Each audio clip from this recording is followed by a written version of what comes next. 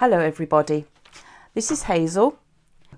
It's all rather fun actually because I've got my iPad sort of balanced precariously beside me and I'm going to do a little tutorial, and hopefully this will be the first of many.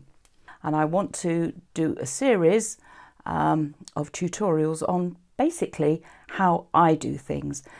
Machine embroiderers have so many different ways of doing things, but I thought it would be nice if you could come into my studio and see how I do it.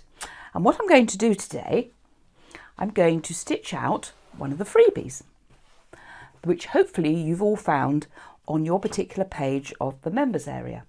First of all, this is my June Taylor pressing board. It's getting a little bit grubby now, but I have some of that shelving underneath because this is the cutting side and I don't use that. So I put some of the shelving underneath so that it doesn't slide around my my work table quite so much. And I love this because I can centre things.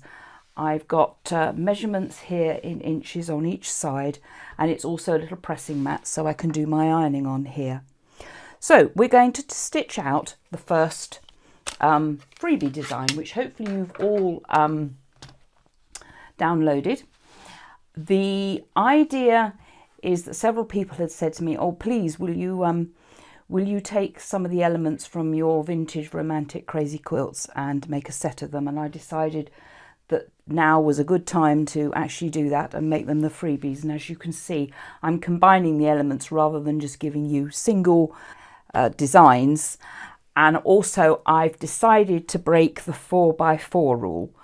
So many freebies are just 4x4, but not all of us stitch in 4x4 hoops anymore. So I'm going beyond that, and you will find that some of them are 5x7.